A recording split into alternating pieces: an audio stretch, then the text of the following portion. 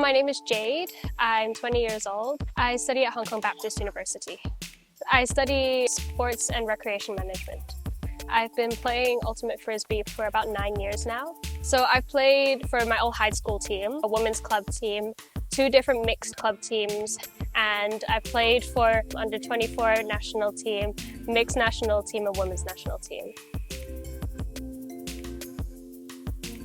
It's a 7-a-side sport, it's a team sport. One of the main factors is it's non-contact. So the main point of it is you have to pass the Frisbee and then catch it in your end zone to score a point.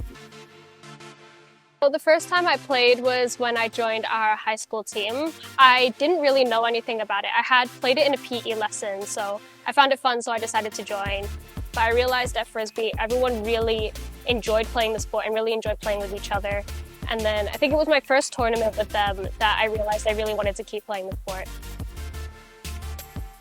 So in Ultimate Frisbee, you don't have a referee, which is something that makes it quite different to a lot of other sports. If there's any fouls or any incidents like that, you have to call it yourself and discuss it between the two teams. The main points is you have to be truthful, have good integrity, and then not let your emotions get in the way.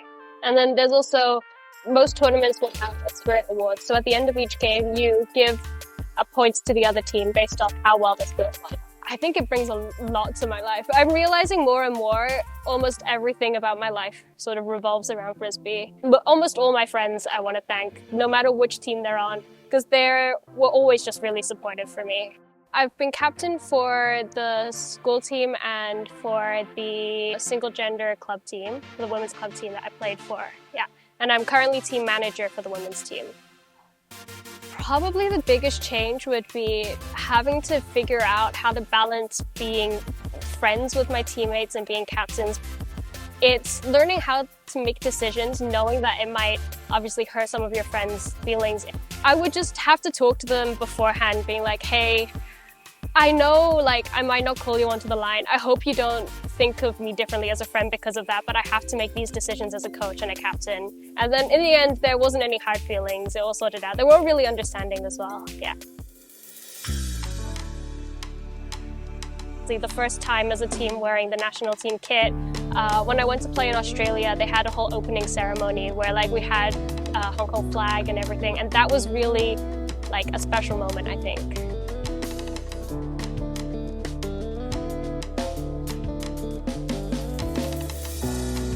For sure, it's definitely a lot stricter playing for the national team. But for national team, for example, for the U24 team at the moment, we have a requirement every week we must run 5K. If we're late, we have to run laps as punishment. It's a lot stricter, yeah. I really hope to be able to captain a national team someday. I think that would be my biggest goal.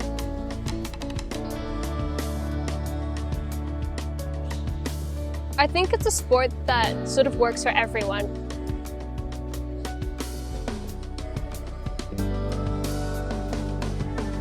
You don't have to be super fast. You don't have to be super physically capable. For people who maybe aren't physically as athletic, they can make up in their throwing skills, their catching skills. And there are players who might not be the best at throwing and catching, but are great physically, so they're able to play. There are a lot of different options with that. I think Frisbee is a sport where there are a lot of people who are in their older years that are still playing, obviously with the Masters team. And I do hope to keep playing until Masters age for sure. So I think it's a big part of my identity.